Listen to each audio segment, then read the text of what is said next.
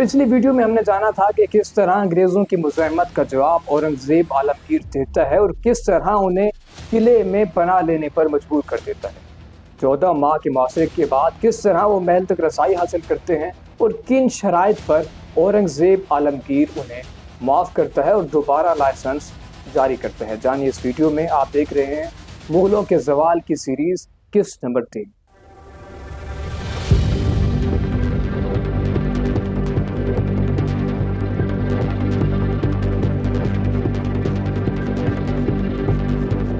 14 ماہ کے طویل محاصرے کے بعد انگریزوں نے دوبارہ دربار تک رسائی حاصل کی۔ اس وقت وہ سفیر کم اور بھکاری زیادہ معلوم ہو رہے تھے اور اپنے اعمال کے باعث وہ بادشاہ کے سامنے کھڑے ہونے کے بجائے بھکاریوں کی طرح سفید ریش اور بااثر اور سب سے مضبوط ترین مغل بادشاہ کے پیروں میں سو جاتے ہیں۔ ان کی صرف 2 ہی شرائط تھی کہ جلد از جلد اس محاصرے کو ختم کر دیا جائے اور جلد از جلد ہمیں دوبارہ لائسنس جاری کر دیا جائے تاکہ ہم یہاں پر اپنا کام شروع کر سکیں۔ اس کے جواب میں مغل بادشاہ عالمگیر نے 2 شرائط رکھی۔ ایک، وہ 1.5 لاکھ کا ہرجانہ بھریں اور دوسرا، کمپنی کا سربراہ جوزف چائلڈ اس ملک کو چھوڑ دے اور کبھی یہاں کا رخ نہ کرے۔ انگریز ان شرائط کا رد کرنے کے متحمل نہ تھے، سو جو بھی بادشاہ نے کہا اسے من و من انہیں قبول ہی کرنا تھا۔ سو انہوں نے قبول کر لیا اور جوزف چائلڈ دوبارہ انگلستان لوٹ گیا اور انہیں دوبارہ لائسنس ملنے کے بعد انہوں نے دوبارہ سے اپنا کام شروع کر دیا۔ انگریز جانتے تھے کہ عالمگیر بوڑھا ہو چکا ہے اور جلد ہی وہ اس دنیا سے رخصت ہو جائے گا، اور انہیں یہ بھی معلوم تھا کہ یہ آخری مغل ہے جو اتنی طاقت رکھتا ہے۔ اس کے بعد آنے والے تمام مغل عیش و عشرت میں زندگی گزاریں گے اور جلد ہی ہم ان پر تسلط قائم کر لیں گے۔ چنانچہ ایسا ہی ہوا۔ 1707 میں جب عالمگیر اس دنیا سے رخصت ہوا تو اس کے بیٹے اور اس کے جانشین ایک دوسرے کے ساتھ تخت کے لیے لڑنے لگے اور انگریز ایک کونے میں بیٹھے اپنی باری کا انتظار کرنے لگے کہ کون سا موقع صحیح ہوگا جب ہم ان پر وار کریں گے۔ بالآخر اورنگزیب کا بیٹا بہادر شاہ تخت نشین ہوتا ہے اور اپنے والد کی مذہبی پالیسیوں کو منسوخ کر دیتا ہے۔ 1712 میں اس کی موت کے بعد مغل خاندان افراتفری اور جھگڑوں میں ڈوب گیا۔ صرف 1719 میں ہی 4 مغل حکمران تبدیل ہوئے۔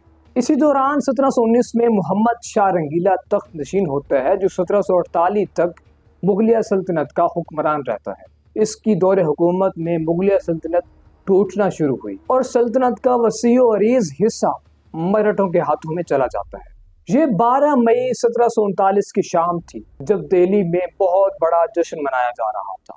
غریب لوگ کھانا کھا رہے تھے، شربت پی رہے تھے اور بھکاری سونے اور چاندی کے سکوں سے اپنی جھولیاں بھر رہے تھے۔ دربار میں ایرانی بادشاہ نادر شاہ کے سامنے مغلوں کا 13واں تاجدار محمد شاہ رنگیلا موجود تھا، لیکن بغیر تاج کے، کیونکہ اس سے 2.5 ماہ قبل نادر شاہ نے محمد شاہ رنگیلا کو شکست دے کر اس کی حکومت پر قبضہ کر لیا تھا، اور آج وہ دن آ گیا تھا جب وہ 56 دن دہلی میں گزارنے کے بعد ایران میں واپس جا رہا تھا۔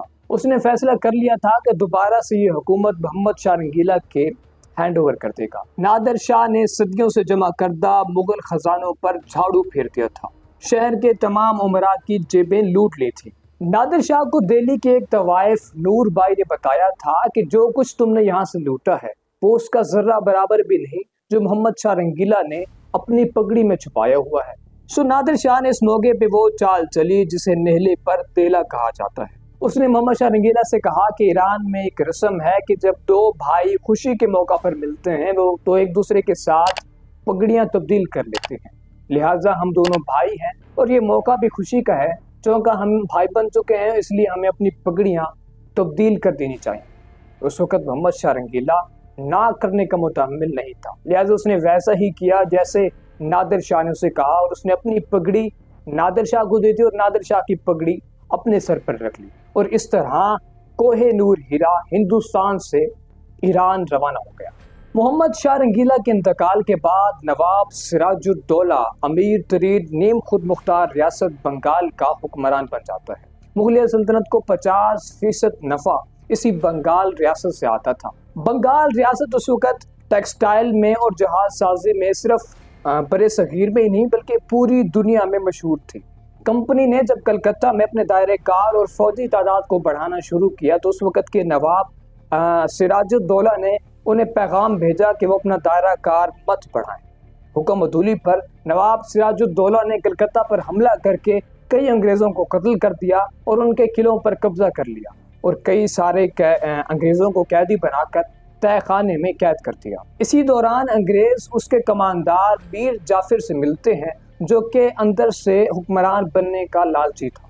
اسے لالچ دیا جاتا ہے کہ اگر تم ہمارا ساتھ دو تو ہم جیتنے کے بعد تمہیں بنگال کا حکمران بنا دیں گے۔ چنانچہ وہ لالچی تھا اور لالچ میں آ کر اس نے غداری کی، جس کے نتیجے میں پلاسی کے مقام پر کمپنی اور نواب کی فوج کے درمیان بڑا مقابلہ ہوا۔ اس جنگ میں میر جعفر کی غداری کے باعث سراج الدولہ کو شکست ہوتی ہے اور جیتنے کے بعد فاتح انگریز میر جعفر کو بنگال کا حکمران بنا دیتے ہیں۔ انگریزوں نے میر جعفر کو تخت پر بٹھا دیا اور میر جعفر سے خراج وصول کرنے لگے۔ جب خزانہ خالی ہونے لگا تو میر جعفر نے مزاحمت کی، جس کی وجہ سے کمپنی نے بنگال کا نظام خود سنبھال لیا اور نئے ٹیکسوں تلے بنگال کو رون دیا۔ بنگال سے کپڑا انتہائی سستے نرخوں وصول کیا جاتا اور اسے انگلستان میں مہنگے داموں وصول کر کے بہت سارا نفع کمایا جاتا۔ اسی طرح کئی ایسی مصنوعات تھی جو ہندوستان سے کوڑیوں کے بھاؤ خرید کر انگلستان میں مہنگے داموں بیچی جاتی اور یہاں پر کسانوں کا خون نچوڑا جاتا اور تمام صنعتیں اور صنعتوں میں کام کرنے والے لوگوں پر بے جا ٹیکسوں کا اضافہ کیا گیا۔ انگریز جو ترقی کر رہے تھے، اپنا دائرہ کار بڑھا رہے تھے، ویسے ہی وہ طاقتور ہو رہے تھے۔ اسی دوران ان کا سامنا میسور کے حکمران حیدر علی سے ہوتا ہے۔ حیدر علی میسور کا وہ بہادر حکمران تھا جس نے جنرل بیلی اور جنرل منرو کو جنگ میسور میں شکست فاش دی۔ حیدر علی کی وفات کے بعد اس کا فرزند ٹیپو سلطان حکمران بنتا ہے۔ ٹیپو سلطان اپنے والد کے نقش قدم پر چلتا ہے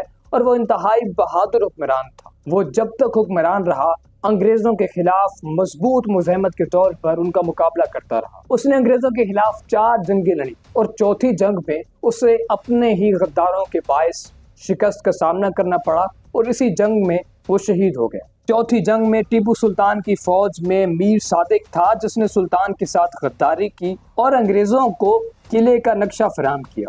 میسور کی جنگ جیتنے کے بعد ان کی طاقت میں مزید اضافہ ہوا۔ انہوں نے جو خواب دیکھا تھا وہ پائے تکمیل تک پہنچنے والا تھا۔ مغل خاندان کے آخری چشم و چراغ اس وقت حکومت پر موجود تھے اور کس طرح انہوں نے انگریزوں کا مقابلہ کیا، کس طرح انگریزوں نے انہیں شکست دی اور کس طرح جنگ آزادی ہوئی، یہ سب کچھ اور بہت سی حیرت انگیز معلومات آپ جانیں گے اگلی ویڈیو میں۔ تو اگلی ویڈیو کا انتظار کیجیے گا۔ تو ملتے ہیں اسی ویڈیو میں، تب تک کے لیے اللہ حافظ، اپنا بہت سارا خیال رکھیے گا۔